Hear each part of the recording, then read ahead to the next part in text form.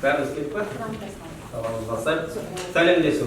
Үлкен етесіз, кіші етесіз, бар адамға құрметпен бас иеміз біз.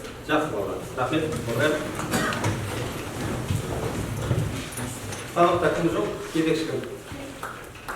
Айша. Бүгінгі сабақта алар мен деген жоқ. Себебі олар себепті алып жатыр. Осы аптаның дәйек сөзі өнерлі бала өрге жүзер. Жақсы, отырады. Алар жүрсе. Жақсы бала. Енді алдын ала сіздерді топтап бөліп қой. Бөлгенде қалай отырса солай. Топтық жұмыстың ережелерін бәріміз білеміз ғой, иә? Бірлесе жұмыс істеу. Арғарай.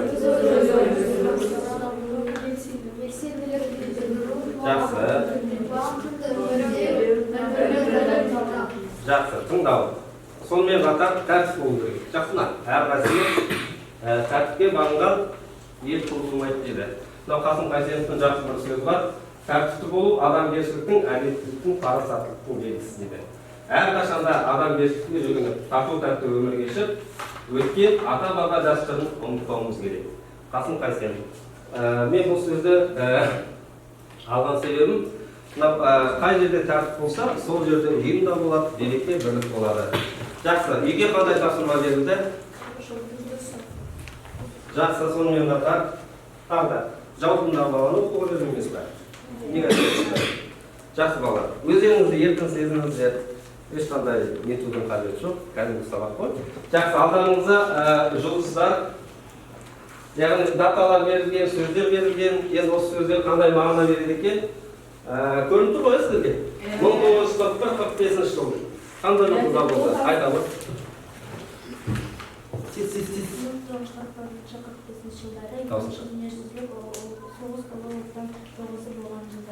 Жақсы, өте тамаша. Келесі сөзге назар аударайық. Майор. Айта ғой, үн жүр. Майор әскери лауазымы капитанға жоғары және полковниктен төмен. Жақсы, түсіндік па? Капитаннан жоғары. Эшелон. Кім айтады? Нұрдәулет. Эшелон бұл әскери адамдарды немесе көпшілікті таситын пойыз. Жақсы, тамаша. Партизан деген сөз шықты. Әмина. Партизан жау басып алған территорияда өз отанының бостандығы мен тәуелсіздігі және әлеуметтік өзгерістер жолындағы халықтың күресінің бір түрі. Жақсы, өте тамаша. Мынау соғыс кездерінде партизандар көбінесе орманда, енді көп шығармаларда оқысаңыздар, ормандар жаңағыдай жаудың құпия тапсырмаларын орындаған екен. Украина деген сөз бар екен. Кім айтады? Мұхаммед Әлі. Кеңес одағы кезіндегі болған соғыс өткен мемлекет. Жақсы, тағы да кімнің қандай нұсқалары бар? Украина туралы тағы не білеміз? Қазір уақытта не болады Украинада? Жақсы, тыл деген сөз, тыл. Айта ғой. Айша деді. Соғыс майданынан алыста жатқан жер, ел іші. Жақсы, өте тамаша. Отыра ғой. Жақсы балалар. Біраз балалар орындапты. Енді ана жерге мен бағалау парағына не жазамыз? Дәптерлеріңізді ашып, бүгінгі күнде жазып қойыңыздар. Бүгінгі сабақта үй жұмысына қатысқан балаларға береді. Әмина жауап бердің, иә, үй жұмысына?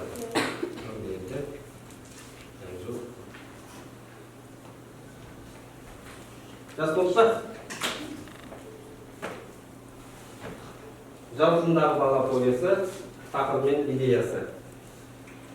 Бүгінгі сабағымыздың оқу мақсаттарына тоқталайық. Әдеби шығармалар сөздердің құрамдас бөлшектерін табу, сонымен қатар эпикалық, поэзиялық, драмалық шығармалардағы автор бейнесін анықтау. Енді балалар, ары қарай біз тапсырмаға көшейік. Қазір үш топқа, яғни болашақ, партизан, сосын жаутындағы бала топтарына алдарыңызда көбейдің әдісі тұр. Яғни 6 не бойынша қазір сандар бір-біріне сәйкес келуі керек. Сіздерді топқа берейін. Таңдап алыңыздар кез келген санды. Еріндер бар, айналдыңдар. Жақсы, 5 үсті, сосын тез. Тағы да 2 500. Tағы да 500. Молодец. Неше? 5 пен 6. Сіздер енді 5 пен 6-ға дайындала келдіңіздер. Жақсы ма? Екінші топқа партизан топ айналдырыңыздар. 2. Тағы да 2 түсті. 2 мен 3. Жақсы. Сіздерден қай нұсқа қалды? 1 мен? 1 мен 4 қалды. Жақсы, сол бойынша дайындалайық. Сонымен қатар балалар, тағы да бір ескерте кетейін. Мына жақта сіздер кино лентаны көріп отырсыздар ғой, иә? Оқиға мазмұны бойынша композициялық құрылымына талдау кезінде мына жердегі суреттерді орналастырайық. Кәдімгі мына жердегі суреттердің орындары ауысып кеткен. Әрбір қатысатын топ жаңағыдай суреттерді орналастырып, бұл қандай оқиғамен байланысқан айтасыздар. Жақсы ба? Кез келгенін берейін. Жақсы, кірісейік ал. Тапсырмаларды орындауға көшейік.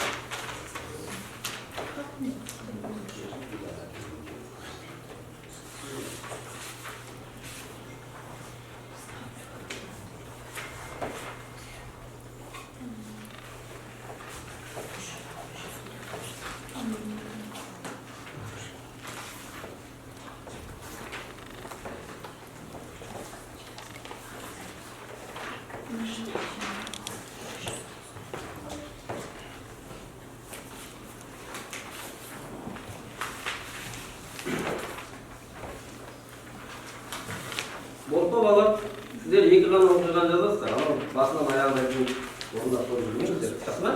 Екі ғана тез орындайық. Оқиға желісі бойынша тақтада шығарма қалай басталды, шығарманың оқиғасы әрі қарай қалай байланысты. Ауызша айтуға да болады, міндетті емес оның бәрін жазып алады. Осылай басталған шығарма қалай дамыды, шығарма қандай оқиғаға байланысты шиеленісе түсті, әңгіме қандай жағдайда аяқталды, шешімін тапты дейсіз. Болғандарын жауап бере берейік, ол шапалақта дайын екенімізді көрсетейік.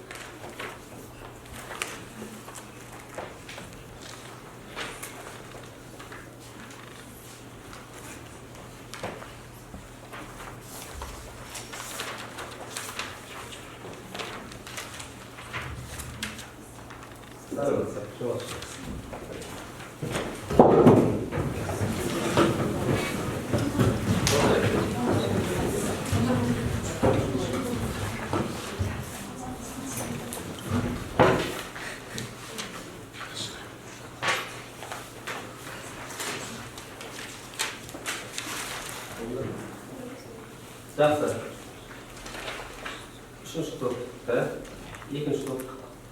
Жылдамдатайық. Ауызша жауап беруге де болады, оның бәрін міндетті емес жазып қойған.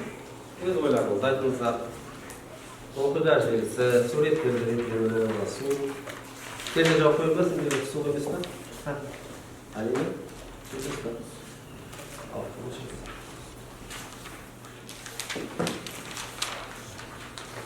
Жақсы, қалғандарды тыңдай берейік ендеше. Бірінші топ дайын болса, сөз сізге келеді. Сіздерге қандай сандар түседі? Тағы 5-6 дейді. Жақсы. Оқиғаның шарттаушылығы, әңгіме қандай жағдаймен аяқталып шешімін тапты. Кім шешім? Әмина? Келе болса, ортаға арашында. Суреттерді жауап шығарсаңыз болса. Тамара сатқындық жасайды. 60-сы соғыстың аяқталуы серік пен әкесінің кездесуі. Жақсы, енді оқиғаның суреттерін келейік.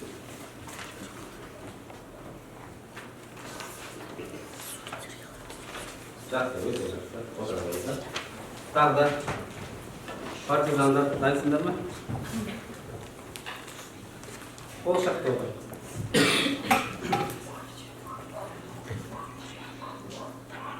Жылдамдатайық қолай. Уақыт өтіш. Сіздерде қандай? Бірмен неше түсті? Бірмен. Қайсы?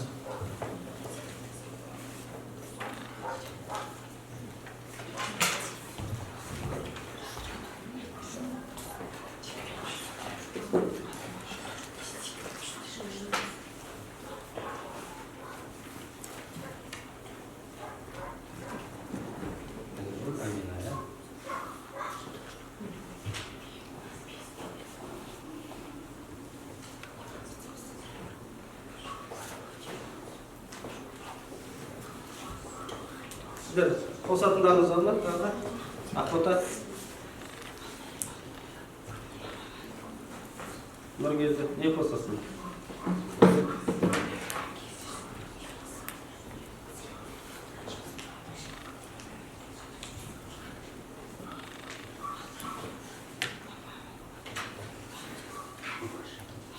Алты еле дейді бар.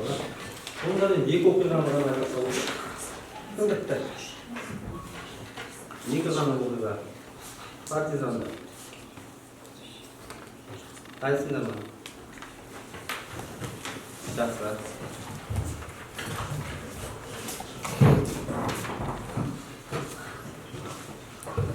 Сіздерде қандай? Екі мен үш. Шығарма оқиғасы әрі қалай жалғасты? Бұл сурет 4-ші сурет, себебі ол жерде Тамара Иванова мен Тамараның бір-бірімен көрісіп әңгімелесе кетуі.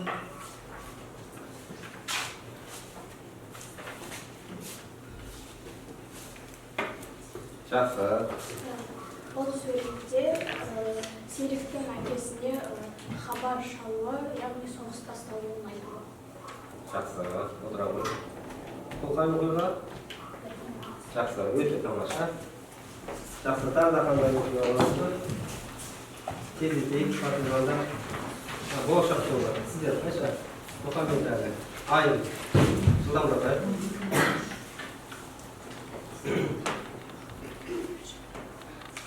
Сіздерге енді оңай еді. Екінші, үшінші оқиға болады. Жылдамдатайық. Айыржан, келе ғой. Тағы да бір өлең шығады. Келе ғой, айыр.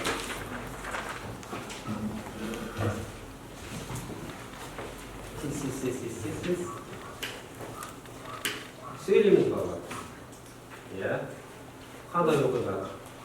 Бұл суретте Жамал мен Серіктің соғыс басталған кезде үйден қашып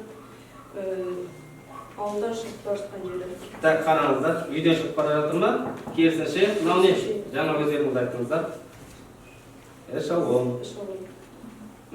Жау самолеттері эшелонды зеңбірекпен бомбалап жатыр. Міне сол кезде Жамал мен Серіктің қашып бара жатқан тұсы ғой.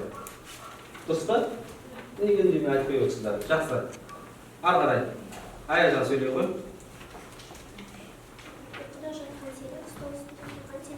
Даусын шығар. Қатты.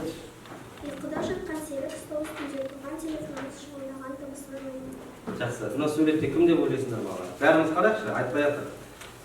Болашақта. Серік пен Борис. Жақсы. Жақсы. Дәптерінде не айтасың? Болды ма? Ал. Ал, жаңа айтады. Шығарма қалай басталды? Ұйқыда жатқан Серік стол үстінде тұрған телефонның шырылдаған дыбысынан оянып кетті. Жақсы. Болды ма? Жақсы.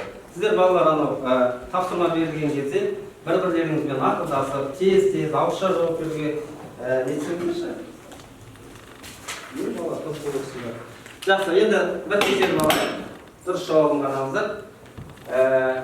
Шырт ұйқыда жатқан Серіктің телефон шырылынан оянуы, дұрыс айтты. Жаңа тұрғындарды эшелонмен көшіру.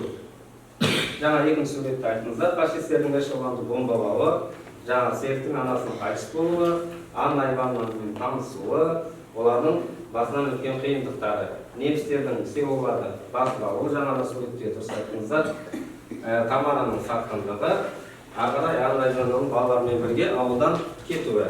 Жақсы, жауаптарыңыз сәйкес келеді. Енді келесі тапсырмаға назар аударайық. Шығарманың авторын бәріміз білеміз ғой. Шығарманың атын да білеміз, идеясын, кейіпкерлерді, оқиға болған уақыт, мекен туралы қысқаша бір 2 минут уақыт берейін. Жылдан. Сіздер жазып отыр қалмаңыздаршы, білсеңіздер қол көтеріп ауызша жауап айта беріңіздер. Кім сөйлейді? Айта ғой. Нұрдәулет. Шығарманың авторы ол Қасым Қайсенов. Жақсы. Ары қарай. Шығарманың идеясы. Айта ғой. Шығарманың идеясы бұл соғыс кезіндегі қиыншылықты көрсетеді. Жақсы. Тағы да қандай кейіпкерлер бар балалар? Айта ғой. Анна Ивановна, Борис. Жақсы. Тағы да ойланайық. Тағы қандай кейіпкерлер? Айта ғой. Серік, Анна Ивановна, майор Меркенбаев, комендант, Төлешев. Жақсы. Енді қалды, кім қалды? Тамара қалды, жақсы. Тағы да. Кім? Жамал мен Сатчан. Кім дейді? Жамал мен Серік. Тағы да, енді бір-екі кейіпкер қалды. Анна Ивановнаның әкесі. Жақсы, өте тамаша. Жақсы қалды. Оқиға болған уақыт дейді. Мекен. Қазақстанның Қай жерде болды? Оқиға қай жерде болды? Жаңа сіздер үй жұмысында айттыңыздар ғой? Украина жерінде. Жақсы. Ары қарай кеттік. Енді Серік түсәсі балалар. Кішкене анау не дейікші балалар? Жинақталайық. Білмеймін анау. Қызық қандай, не оқысыңдар? Ән айтайық. Бәріміз орнымыздан. Сұрайық па? Өте мүмкін.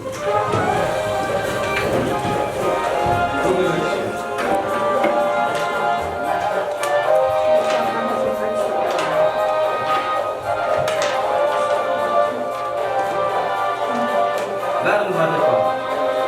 Жойылсын жалғыз сөз соғыс деге, орналсын мәңгіге жойылсын. Болманың орнына тегістенді, күректе музейге қойылсын. Кел достарым, ән бастайық, көтер жанымды. Баласындана, жоқтамасын мәңгілік. Баласындана, жоқтамасын мәңгілік. Жақсы балалар. Рахмет. Өте шүкір.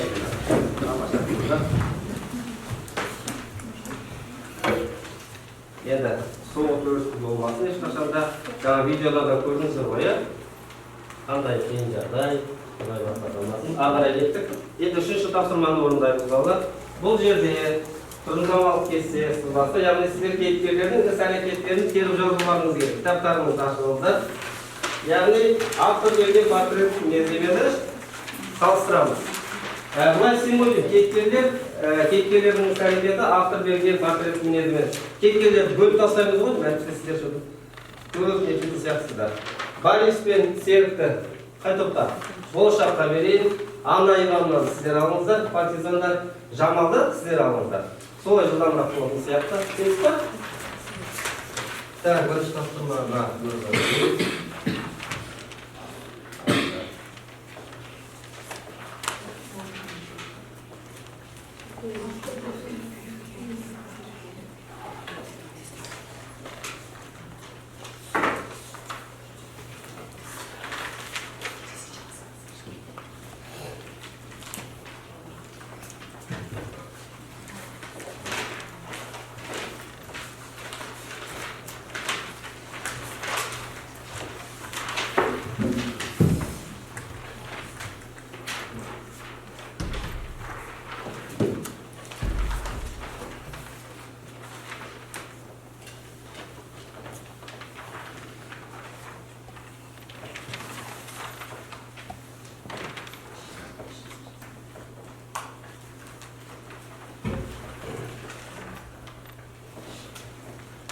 Onun da sevgilim batman faydalanıyor.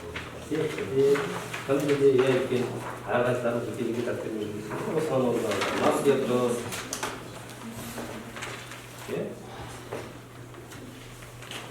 Takdir ediyoruz.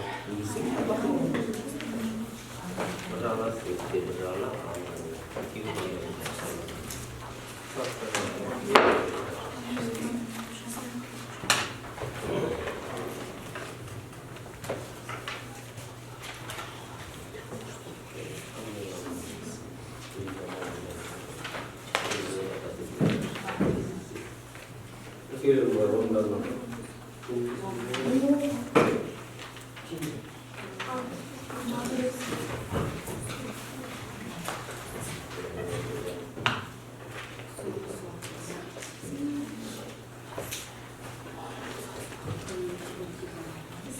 Sizlerge sevgilim verdiğiniz anlayılarını olsun zaman.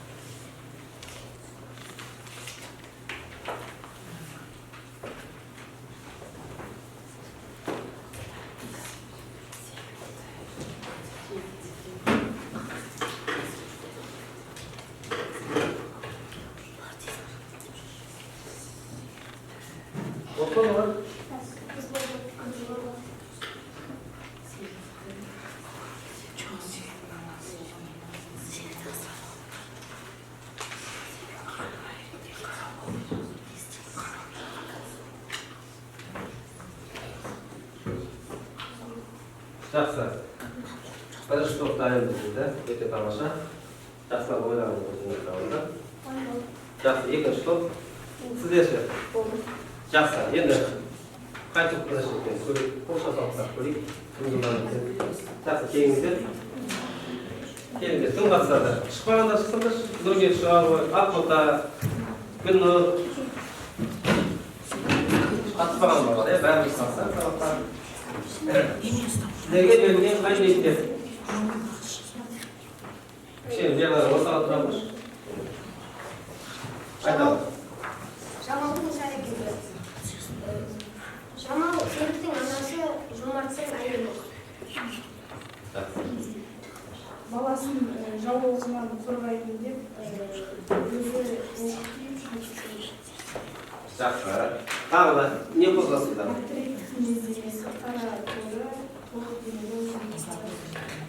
жақсы жақсы тағы да болды ғой жамағанда ма тағы да қосатындар ма отыра қойыңыздар тағы да қосатындарыңыз бар ма не қосасыздар бар ма інжу бұл кезде жақсы партизандар тыңдай сізге қай мектеп берді жақсы Іс-әрекеті соғыс кезінде өз баласын жеді, Жамалдың баласына қамқор болған ана. Автор берген мінездемесі Савченконың жұбайы Бористің анасы партизан Серікті ана ретінде қамқор болған. өте жақсы тамаша тағы да қосатындарыңыз бар ма Айша жақсы рахмет бар ма тағы да қосатындарыңыз жақсы келіңіздер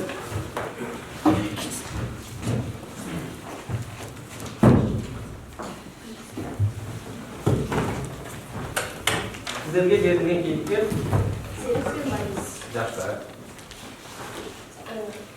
Іс-әрекеті өскенде атты әскер командиріне артиллерист болғысы келеді. Ал мінездемесі жас партизан, патриот, тапқыр, жасы онда барлаушы. жақсы онда барлаушы жақсы Борис бұл Серіктің жан досы. Оның мінездемесі партизан, жасы Серікпен шамалас. жақсы отыра қойыңыздар рахмет автор берген портретке мінездеме бар ма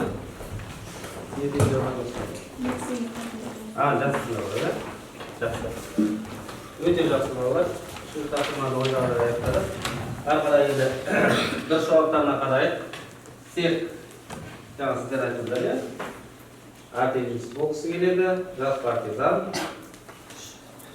жақсы дұрыс жауап беріпсіздер ары қарай кеттік енді кейіпкерлер бейнесін сомдаймыз үлгереміз ба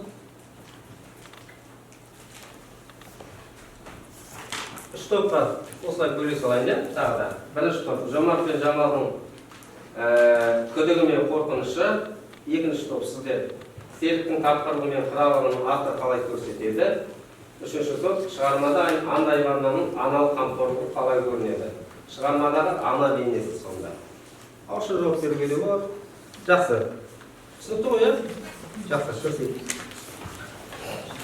үшінші тапсырмаға жақсылық төртінші тапсырмаға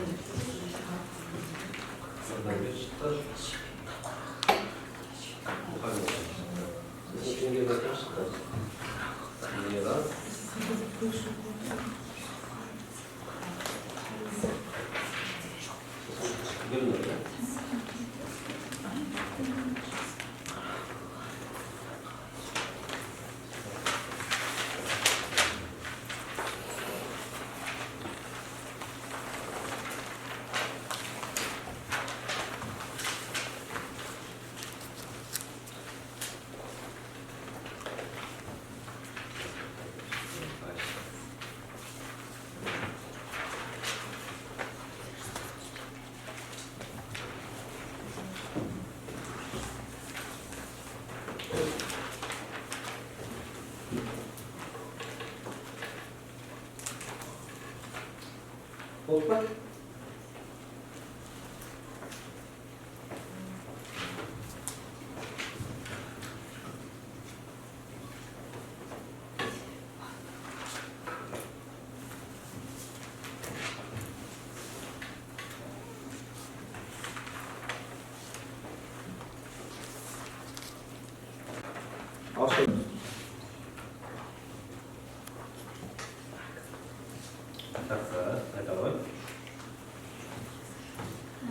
Серік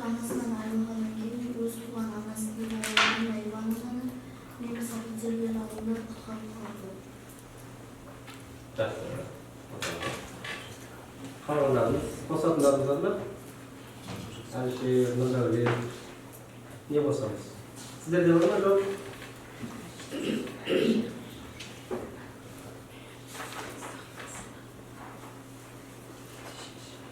Ай. Опа.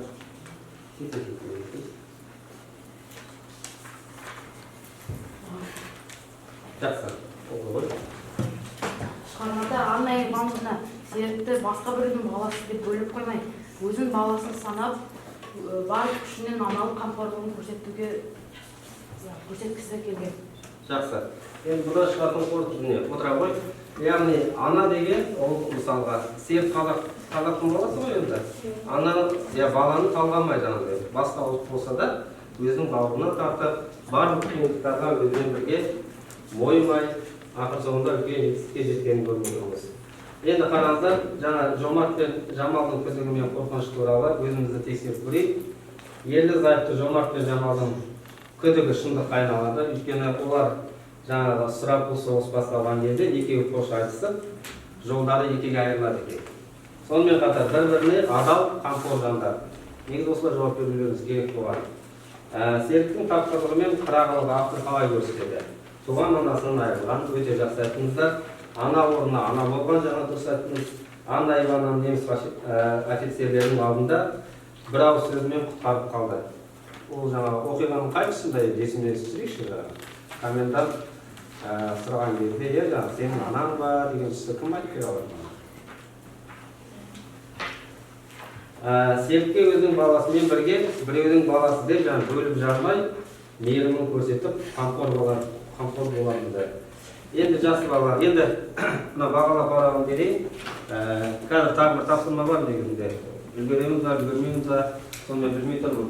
Оғынға дейін мына тапсырманы ауызша орындап тастайықшы. Уақыт бар сияқты, әлде үлгеріп қалатын сияқтымыз. Көріп тұр ғой, жақсы. Болашақ тобы қай топта шайын? Қай кітапта шайын? Айтыңыздар. 3 дейді. Сол сұраққа жауап береміз. Анна Ивановнаның серікке қандай көмегі тиді? Жылдам. Қол көтеріп әперейікші, Айша. Анна Ивановна серіктің анасы қайтыс болғаннан кейін серікті өз туған баласындай қамқор болған. Жақсы, рахмет, добра ғой. Келесі, партизандарға қайтыңыз. Нені ашайын? Қай кітапты? 7 дейді. Кейіпкерлерді атаңыз дейді. Бұл сұрақты бағана жауап беріп қояйық. Қысқаша, тез айта қойшы, қандай кейіпкерлер бар? Асадыш, бар, айта бер. Тез қойшы. Анна Ивановна, Валис, Серік, Жамал, Тамара, майор Мергенбаев.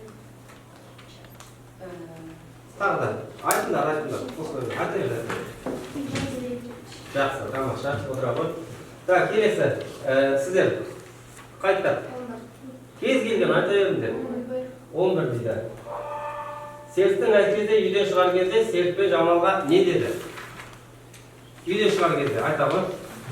Привет, минутқа қарай келдім.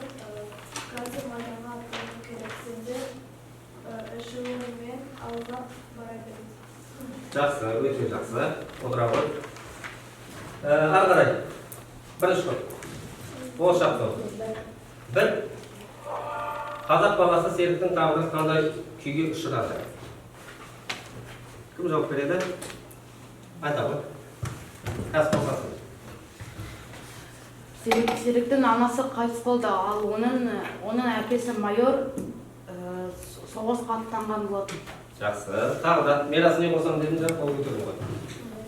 Өте нашар себебі анасы неміс фашистерінен көз жұмғаннан кейін оның әкесі майданда болғаннан өзі жалғыз қалды. Оны бірақ та орыс әйел Анна Иванова өз баласындай көрді. Жақсы, өте жақсы, өте тамаша. Жақсы, ары қарай. Енді бір екі ниет ашайық. Айтыңыздар. 9 дейді. Бұл көместе не суреттеледі? Бір ауыз сөзбен айта қояйын. сол повесте 1941-45 жылда Ұлы Отан соғысы суреттеледі. Жақсы, тамаша. Жақсы. Жеткілікті сияқты балалар. Енді сабағымызды ары қарай жалғастырайық. Алдарыңызда не жатыр? Бағана мен болмас еттім ғой. Иә, міне. Мына жерде не білемін, не айтамын. Міне осы бойынша ауызша өз ойларыңызды айтасыздар. Жақсы ма? Бәріне тарап бере қойшы. Сонымен қатар бағалау парағы өткен тақырыпты еске түсірдім. Осыған да өз ойларыңызды жаза кетіңіздер. Сын сабақтың соңында маған таратыңыздар. Жақсы ма? Мұхаммед ағалар ғой.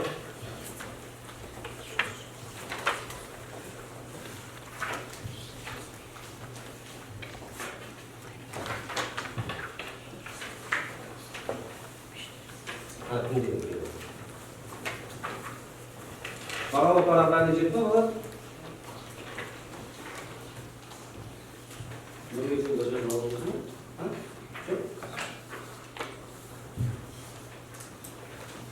Бәріне жетті ғой балалар, иә? Жетпей қалған балаларға қаш?